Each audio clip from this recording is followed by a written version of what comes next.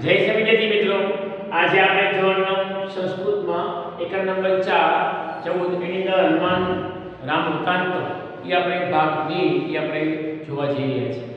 અગાઉ મિત્રો આપણે 5 શ્લોકો એ આપણે જોયા. આજે આપણે 6 શ્લોક જોવાના છે. એની અંદર આપણે 5 શ્લોકની અંદર જોયું કે ભાઈ હનુમાનજી સંતોષની અંદર જે પાઠ છે એની અંદર હનુમાનજી છે એ વર્ણન કરે છે રામ અને એના પિતાજીનું અને રામનું. લક્ષ્મણજી એ સીતાજીની પણ વાત કરે છે, જલસ્થાનની પણ વાત કરે છે, અલગ અલગ પ્રકારની વાત કરે છે. શુદ્ધકાની અંદર આ પાઠ કરવાથી આપણા જીવનની અંદર સુખ સમૃદ્ધિ અને ભૂત પલિતનો નાશ થાય છે, સુખ સમૃદ્ધિ આવે છે. તો આની અંદર પહેલો શ્લોક જે હનુમાન વર્ણિત રામ અવતાર, એમાં દશરથ રાજાને મહાન કીર્તિવાળા અને એની પાસે સંપત્તિ છે એની વાત કરી છે. બીજો શ્લોક જે છે એની અંદર રામ એટલે દશરથજીના પુત્ર રામ એની વાત કરી છે. ત્રીજો શ્લોક છે એ રામનું વ્રત, એ પોતાનું પોતાના કુટુંબનું, પોતાના સ્વજનનું, પોતાનું અન્ય રક્ષણ કરવાની વાત. ચોથો શ્લોક જે છે એ સત્યને ખાતર, આ શ્લોક બહુ મહત્વનો છે, પરીક્ષા પૂછાયો છે. આ શ્લોકની અંદર એવું કીધું છે કે સત્યને ખાતર એટલે કે દશરથ જ્યારે નાના હતા અને યુવાન હતા સોરી ત્યારે એનાથી જે ભૂલ થઈ ગઈ કે ભાઈ શ્રવણને એને મારી નાખ્યા તો શબ્દથી બાણથી. આ શબ્દથી બાણ વાગવાથી શ્રવણ છે એ મૃત્યુમાં શ્રવણના પિતાજી પાસે ગયા અને શ્રાપ આપ્યો કે ભાઈ તમે અપુત્ર મરણ પામશો. ત્યારે અમુક દિવસો પછી જ્યારે એને પોતાના વિચાર આવે છે, એના લગ્ન થાય છે, લગ્ન થયા પછી જ્યારે રામ એના ખૂબ પ્રિય એવા રામ એની પાસે આવે છે, લક્ષ્મણજી, ભરત, શત્રુઘ્ન આ બધા આવે છે, પણ રામ એના સૌથી પ્રિય છે. કઈ કઈને ખબર પડે છે કે આવી વસ્તુ બની છે એટલે દશરથનો મૃત્યુ ન થાય અથવા રામનું મૃત્યુ ન થાય એટલે ઉછળો માર કાઢે છે કે ભાઈ 14 વર્ષ નહીં પણ 14 દિવસ સુધીનો વનવાસ. કારણ કે રામ એક સેકન્ડ પણ એને આઘા જાય ગમતો નહોતો એટલે 14 દિવસ ભૂલમાંથી ઉતાવળમાં 14 વર્ષ બોલાઈ ગયું અને આ કૈકેયીને દશરથે વરદાન આપી દીધું કે 14 વર્ષનો વનવાસ રામને મળે. બાકીની વાત નહીં, ફક્ત રામને. પરંતુ રામની સાથે એના પત્ની છે લક્ષ્મણ, સીતાજી અને એના ભાઈ નાના ભાઈ લક્ષ્મણજી એ પણ સાથે એ વનની અંદર જાય છે. હવે વનમાં ગયા પછી ત્યાં જંગલની અંદર ઘણા બધા રાક્ષસો, હથિયારવાળા રાક્ષસો, મહાન ભયંકર રાક્ષસો એની સાથે યુદ્ધ કરે છે. એને આ બધા રાક્ષસો કામરૂપી એટલે ઈચ્છા મુજબ રૂપ ધારણ કરતા. એમાં આપણે વાત કરીએ તો કે ભાઈ ખરદૂષણ અને શૂર્પણખા, તો આ બધા જે કામરૂપી ઈચ્છા મુજબ કરીને રાક્ષસો આવેલા એ બધાનો એને વધ કર્યો. હવે આપણે જોવો છે છઠ્ઠો શ્લોક. જનસ્થાનો મદમ શુદ્ધવા નિયતો ખરદૂષણો તત્સમર્થ પ્રહતા જાનકી રાવણે હતું. આની વાત કરી છે જનસ્થાન. જનસ્થાન એટલે આજનું જે મુંબઈ છે એ મુંબઈ પહેલા વખતમાં જનસ્થાન નામનું એક નગર, જંગલ. આ જનસ્થાન એટલે પંચવટી હતી, જે પંચવટી આજે પણ ત્યાં છે. નાસિકથી થોડે દૂર ગામ એ પંચવટી એક સરસ સુંદર જગ્યા છે. આજે પણ મુંબઈની અંદર આ જગ્યા છે જ્યાં પંચવટીમાં ઘટના બની હતી એને થોડી દૂર શૂર્પણખાનું જે નાક કાપ્યું એ નાક કાપવાની જે જગ્યાએ નાક પડ્યું એ નાસિકા ગામ તરીકે ઓળખાણ. તો મુંબઈ એટલે જનસ્થાન, આપણી ભાષામાં કહીએ તો મુંબઈ, અને પહેલી ભાષામાં કહીએ તો જનસ્થાન નામનું જંગલ, ભયંકર જંગલ હતું. અને આ જંગલની અંદર નિયત ખરદૂષણો, જનસ્થાન વધ સાંભળ્યો એમાં ખરદૂષણ નિયતો એટલે કે ખરદૂષણને વધ થયો છે એવું સાંભળીને તત અમરસ્તા હતું, જાનકી રાવણે હતું. પછી અમર સ્પર્ધા એટલે કે ગુસ્સે થયેલા રાવણે જાનકી રાવણે હતું આ રાવણે જાનકી સીતાજીનું અપહરણ કર્યું.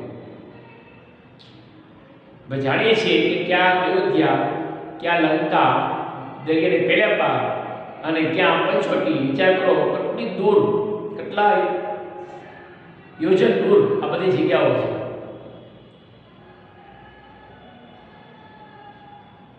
રાવણ પંચવટીમાં આવ્યા, રૂપ બનાવીને આગળ જોયું કે ભાઈ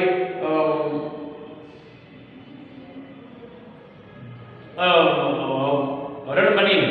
તો હરણ કોણ બન્યું હતું? તો કે ભાઈ આ જે રાવણ છે એના મામા મારી છે, બરાબર.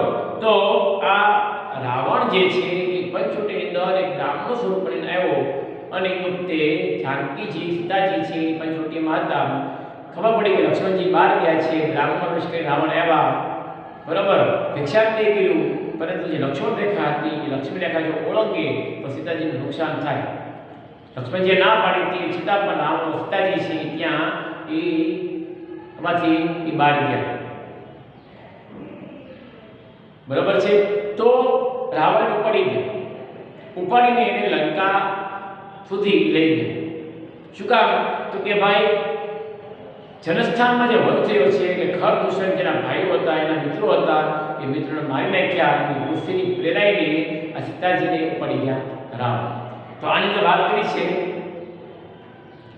આગળ શ્લોક 7મો શ્લોક. વંચિત્વા વને રામં મૃગરેણ મયાયા સમર્માદ અસ્તા દેવી રામસ્તામ નંદિતા. શેની વાત કરી છે?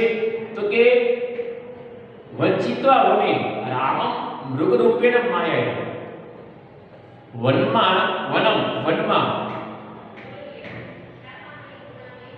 રામ મૃગરૂપેણ, રામ એટલે રામને, મૃગરૂપેણ હરણ રૂપે, માયાવી રીતે વંચિત્વા માયા કરીને મૃગ બનીને છેતરી ગયા. કોને? તો રામને. આપણે જોયું અગાઉ કે રાવણના મામા મારી છે એને સોનેરી મૃગ બની અને એને છેતરીને રામને ક્યાં લઈ ગયા? વનની બહાર, બરાબર. તો વનમાં માયાનું વડે મૃગ વડે રામને છેતરીને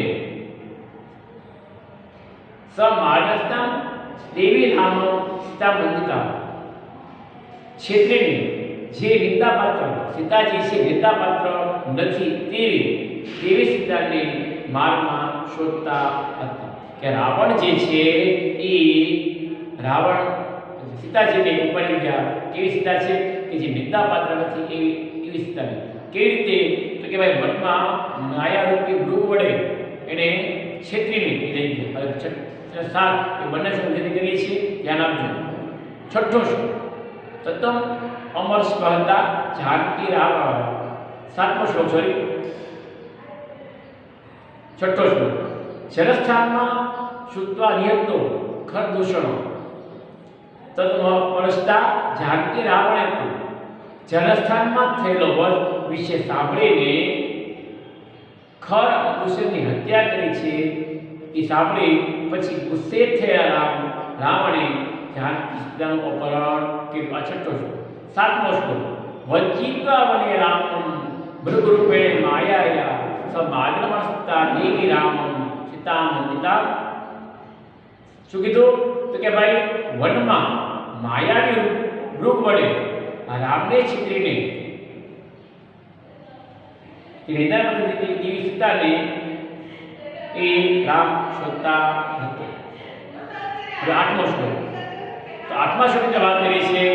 આસસ્વાદે વને મિત્રમ મૃસુગ્રીવમ રામ વાનરમ તત્તઃ સ વાલિન હત્વા રામ પુરંજય.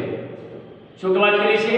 તો કે ભાઈ અસ્વાદે વને, વને એટલે વનમાં, મિત્રમ સુગ્રીવ નામ વાનરમ. આપણે રામાયણ વાત જોઈ કે રામ છે અયોધ્યાથી નીકળ્યા અને સીતાજી સત્ય ક્યાં આવ્યા? કે ભાઈ પંચવટી. પંચવટીમાંથી રાવણે અપહરણ કર્યું અને ત્યાંથી એ પાછા ગયા જંગલમાં શોધતા કિષ્કિંધા નગરીના જગ્યાએ જ્યારે આવ્યા ત્યારે એને હનુમાનજી છે એ મળ્યા ને સુગ્રીવ નાનો મિત્ર પણ મળ્યો. આ બધા વાનર સ્વરૂપ હતા. કોઈ જામવડ કોઈ શ્રેષ્ઠ મિત્ર હતો. તો આ બધા જે છે ત્યાં આવે છે. અસાદ વને મિત્રમ સુગ્રીવ નામ વાનરમ. વને એટલે વનમાં, સુગ્રીવ નામ વાનરમ, સુગ્રીવ નામનો વાનર મિત્ર એને પ્રાપ્ત થયો. અને તતસ વાણિભત્વા, અને તે શત્રુના નગરને પુરંજય, શત્રુના નગરને જીતનાર તે તે વાલીની હત્યા, તે વાલીની હત્યા કરી. શું કીધું આની અંદર?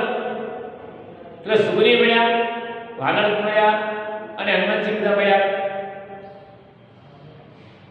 હવે નક્કી એવું થયું કે ભાઈ જો રામને સીતાજી પ્રાપ્ત કરવા હશે તો સુગ્રીવના રાજા બનાવવો છે. સુગ્રીવના રાજા બનાવવો હોય તો વાલી એનો જે ભાઈ છે, મોટા ભાઈ, એને મારવો પડે, કારણ કે આ નગરનો રાજા છે. વાત એવી છે કે સુગ્રીવ અને વાલી બંને મિત્ર, બંને ભાઈઓ હતા, પરંતુ એક ઘટનાની અંદર ભાઈ રાક્ષસને મારતા મારતા આ વાલી છે એ એક અંદર ગુફાની અંદર ચાલ્યા. ઘણા વર્ષ સુધી યુદ્ધ ચાલ્યું. સુગ્રીવ બાર વાટ જોયો છે અને એ વાલી આવ્યા નહીં અને શું કે ચલો ભાઈ હવે આ લોહી નીકળ્યું છે, કદાચ આ રાક્ષસ છે એ અંદર જીવતો હશે, એને પથ્થર વાટો મળ્યો. એક સમય એવા એવો કે સુગ્રીવ છે રાક્ષસને સમય જીતી ગયા વાલી, અને બહાર આવે છે ત્યારે આ પથ્થરો જે છે એ આડો જોઈ એને થયું કે સુગ્રીવે જાણીને આ વસ્તુ કરી છે. એ પથ્થરો હટાવીને નગરમાં આવે છે ત્યારે સુગ્રીવ રાજા બની ચૂક્યો છે. સુગ્રીવને મારી ને બધું લૂંટી એની પત્નીને પણ લઈ જઈને એને બધું પ્રાપ્ત કરી લીધું. સુગ્રીવને ખબર નથી કે શું કામ આવું કરે છે. એને કહ્યું ભાઈ મારો ભાઈ છે, મૃત્યુ ટાઈમમાં છે, એટલે એની ગાદીએ હું બેસી જાઉં. ઘણું યુદ્ધ બંને વચ્ચે થયું. સુગ્રીવને હેરાન કરે, પરેશાન કરે વાલી, અને એ સમયે રામ છે એ ત્યાં આવે છે. આ ઘટના પછી અને આ રામ જે છે એ સુગ્રીવને રાજા છે એ બનાવી દે છે, પરંતુ સાચો રાજા નહીં, અત્યારે તો પોતાનો એક સેનાપતિ તરીકે રાજા બનાવે છે. અને રાજા બન્યા પછી આ જે સુગ્રીવ છે એ એના વાત કરે છે ભાઈ મારો ભાઈ જે વાલી છે એને સાથે યુદ્ધ કરી અને જીતી જાય તો આ નગરનો રાજા એ વ્યવસ્થિત બની જાવ. સુગ્રીવ અને વાલી બંનેના મોટા સરખા છે, બંને એક સરખા છે, પરંતુ હવે યુદ્ધ કરતા રામ શું કરવું? તો આ સુગ્રીવ જે છે એને ફૂલની માળા પહેરાવવામાં આવે છે. આ રીતે રામાયણની અંદર વાલ્મીકી રામાયણની વાત આવે છે ને એમ કહેવાય કે વાલ્મીકી રામાયણ સાચું રામાયણ છે. અને આ વાલી છે એ સુગ્રીવ સાથે યુદ્ધ કરે છે. સુગ્રીવે ફૂલની માળા કરી છે એટલે નિશાની સ્વરૂપે આ વાલીને રામ છે એ જાને પાછા સંતાઈને એની પર ઘા કરે છે. આ રામાયણ એ સૌથી પહેલી ઘટના બને છે વિશ્વની. આ વાલી બીજા જન્મની અંદર એમ કહેવાય છે કે એ પારધી જે ભગવાન કૃષ્ણ જે વિષ્ણુ ભગવાન સ્વરૂપ રામમાં હતા એ પછી કૃષ્ણ ભગવાનના સ્વરૂપમાં થયા અને દ્વારકા તીર્થ એટલે કે આ તો દ્વારકા તીર્થ સોમનાથ ત્યાં એક ઝાડ નીચે બેસેલા કૃષ્ણ ભગવાનને પારધી જે છે એ પક્ષીનું એવું હશે ઓલાએ એની પર એ એટેક કરે છે, બાણ મારે છે અને રામ એટલે કૃષ્ણ જે છે એ મૃત્યુ પામે છે, દેવોત્સવ થાય છે.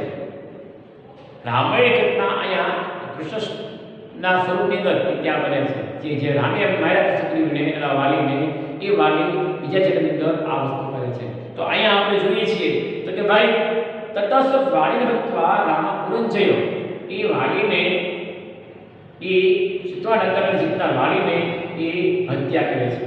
પછીનો શ્લોક આયચ્છમ કપિરાજ્યમ તો સુગ્રીવાય છે મહાત્મને સુગ્રીવેણ સવિદિષ્ટા હરિય કામરૂપેણ. શું કીધું છે? તો કે મહાત્મા સુગ્રીવને છે કપિરાજ્ય વાનરનું રાજ્ય છે એ સોંપવામાં આવે છે. રામે એને એને કીધું તમે વાનરના રાજા, આજ તમે બધું વાનરને કંઈ સૂચના આપવાની હોય એ તમારે કરવાનું. વાલીના મૃત્યુ પછી સુગ્રીવણ અપદિષ્ટા હરય ક્રાંતિ. સુગ્રીવ એટલે કે આ જે છે સુગ્રીવ, બરાબર, વડે અભિદેષ્ટા, સુગ્રીવ વડે આદેશ કરાયેલા હરિય કામરૂપ વાનર છે, કામરૂપ વાનરો એ કાર્ય કરવા એ લાગ્યા. ઈચ્છામૃત ધાર કરનારા વાનરો છે કાર્ય કરવા લાગ્યા. સુગ્રીવના રાજા બનાવવામાં આવ્યા અને સુગ્રીવના આદેશ મુજબ, મહાત્મા સુગ્રીવના આદેશ મુજબ, ઈચ્છા મુજબ ભૂત કરનારા વાનરો એ આવ્યા અને એનું કાર્ય છે કરવા લાગ્યા. દિશાસુ દીક્ષા સર્વાસુ તામ દેવી વિચિત સહસ્ત્રશ સંપત્તિ વચના સંયોજન. સુગ્રીવે આદેશ કર્યો કે શું થયું તો કે દિશા સર્વાસુ તામ દેવી, બધી દિશામાં, તામ દેવી તે દેવી સીતાને સહસ્ત્ર હજારો સંખ્યામાં શોધવા લાગ્યા, વાનરો શોધવા લાગ્યા. અલગ દિશામાં, ઉત્તર દક્ષિણ પૂર્વ પશ્ચિમ બધી દિશામાં વાનરો પહોંચી ગયા અને એને શોધવા લાગ્યા. એટલે કે એટલે હું સંપાતિ કિનારે, દરિયાને કિનારે એ સંપાતિ, જે આપણે અગાઉ જોયું કે ભાઈ જટાયુ જે છે, આ જટાયુના મોટા ભાઈ સંપાતિ એ ત્યાં દરિયાને કિનારે બેસતા. જટાયુ મૃત્યુ થયા પછી એ સંપાતિ ત્યાં બેસીને એ રામ નામનું વર્ણન કરતા હતા. એ વખતે હનુમાનજી ત્યાં પહોંચી કે ભાઈ અયોધ્યા હું આવ્યો છું, ત્યારે એ સંપાતિ કીધું કે ભાઈ તમે આ દરિયો પાર કરી જાઓ અને આ દરિયાને પેલે પાર લંકા છે, એ લંકામાં દેવી ને આ રાવણ છે ઉપાડી ગયો છે. તો શું કીધું કે હું સંપાતિના વચનથી સ્વયજન ગયો. બધા વાનરો છે અલગ અલગ દિશામાં ગયા અને હું સ્વયજન કૂદકો માર્યો, એટલે કે આ સંપાતિ કીધું એટલે હું આ લંકામાં છે એ ગયો. તસ્ય વિતલોક્ષ વિશાલક્ષા સમુદ્ર વેગવાન કૃત વીરરામ ઉત્વા સવાચમ વાનરપુંગ. તસ્યા તે વિતલ વિશાલક્ષ, વિશાળ આંખો વાળી ને માટે સમુદ્ર વેગવાન કૃત, વેગવાન સમુદ્ર હું કૂદ્યો.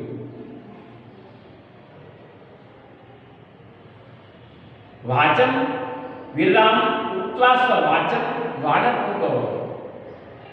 શું કીધું તો કે ભાઈ વાચમ આ વાણી બોલતા, વીરરામ આ વીરરામ માટે વાનશ્રેષ્ઠ વાનર શ્રેષ્ઠ એ પૂજ્યા. શું કીધું એટલું બોલતા એ વીરરામ એટલે કે ભાઈ આ વચનને ખાતર, વચનને બોલતા, બરાબર, વાણીને એ બોલીને આ વાનરપુંગ વાનર શ્રેષ્ઠ એ છે એ અટકે.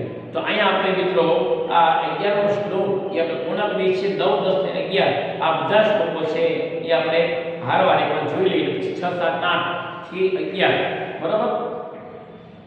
તો કે ભાઈ 9મો શ્લોક, તો કે 9મા શબ્દ કીધું છે કે ભાઈ મહાત્મા સુગ્રીવને વાનરનું રાજ્ય એ સોંપ્યું. મહાત્મા સુગ્રીવે વાનરને જે સોંપીને સુગ્રીવ અભિનિષ્ઠા, સુગ્રીવના આદેશ મુજબ રૂપ લેનાર વાનર. 10મો શ્લોક, બધી દિશામાં તે દેવીને શોધતા, હજારમાં દેવીને, હજારોની સંખ્યામાં તે દેવીને શોધતા હું સંપાતિ વચન અનુસાર હું સ્વયજન ગયો. 11મો શ્લોક, તે વિશાળ આંખો વાળીને માટે મેં સમુદ્ર પાર કર્યો, સમુદ્ર કૂદ્યો. વીરરામ સવાચમ આ વાણી બોલીને તે વાનર શ્રેષ્ઠ અટક્યા. તો હવે આપણે 6 થી 11 શ્લોકોનું છે એ આપણે ગુજરાતી કરીએ છીએ પહેલેથી. એટલું ગુજરાતી બોલું છું. જનસ્થાનમાં થયેલો વધ સાંભળીને, બરાબર, ખર દૂષણને હત્યા કરી પછી ગુસ્સે થયેલા રામ એ જાનકી સીતાનું અપહરણ એ કર્યું. 7 વર્ષો વનમાં માયાવી મૃગ વડે રામને છીતરીને જે નિંદને પત્ર હતી એવી સીતાને શોધતા હતા. બરાબર. 8મો શ્લોક. વનમાં સુગ્રીવ નામે વાનરમિત્ર મળ્યો. પછી શત્રુનગરને જીતનાર તે રામે વાણીની હત્યા કરી. 9મો શ્લોક. અને અંદર શું કીધું છે કે મહાત્મા સુગ્રીવને વાનર રાજ્ય સોંપી સુગ્રીવના આદેશ મુજબ વાનરો કામ ઈચ્છા મુજબ વાનરો બધી દિશામાં 10મો શ્લોક બધી દિશામાં તે દેવી હજારોની સંખ્યા શોધતા હતા. હું સંપાદન અનુસાર સ્વયં કૂદ્યું. 11મો શ્લોક. તે વિશાળ આંખો વાળીને માટે વેગવાન સમુદ્ર કૂદ્યો.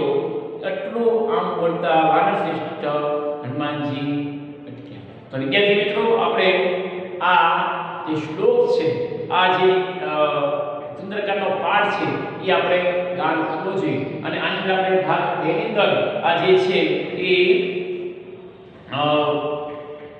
હનુમાનજીનું આ વર્ણન છે એ આપણે સાંભળ્યું. બરાબર. તો આપણે આ 14મો પાઠ એનો હું લેસન તમને આપું છું. 14મો પાઠની અંદર આપણે શું લખવાનું છે તો કે ભાઈ પુલ્લિંગ, સ્ત્રીલિંગ, નપુંસકલિંગ,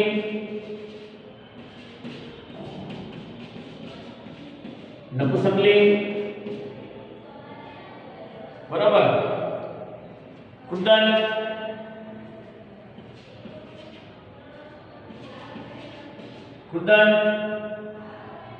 સંધિ,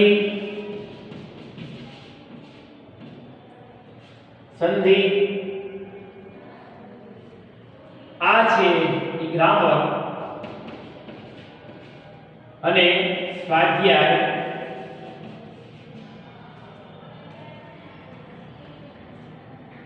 પ્રશ્ન ક્રમાંક 1 થી 5 લખવા. તો વિદ્યાર્થી મિત્રો, તમારે આ 14મો પાઠ મેં તમે જે બાકી બુકની વાત કરી, કદાચ તમને માહિતી મળી ગઈ છે એની, તો એમાં 10 થી 14 પાઠ, બરાબર, 10 થી 14 પાઠ અને 16 થી 20 પાઠ વિષયમાં ચાલી ગયો છે. 15મો પાઠ છે. હવે આપણે એ પાઠ છે એ ચલાવશું. ટૂંકમાં આપણો અભ્યાસક્રમ હવે થોડા દિવસની અંદર એ પૂર્ણ થઈ જશે. ગ્રામર છે એ આપણે ફરી પાછું ગ્રામર છે કરવાનો છે. તો ગ્રામરની બુક પણ જે છે એ તમારે લેતી આવી પડશે. ગ્રામરની બુક અને અનુવાદની બુક બંને લેતા જાઓ. તો પાઠની આવો તો વાંધો નથી. ગ્રામરની બુક તમે ચેક કરી લીધી છે, બરાબર. તો અહીંયા આપણે આ 14મો કાવ્ય એટલે કે એકમ જે પૂર્ણ કરી છે.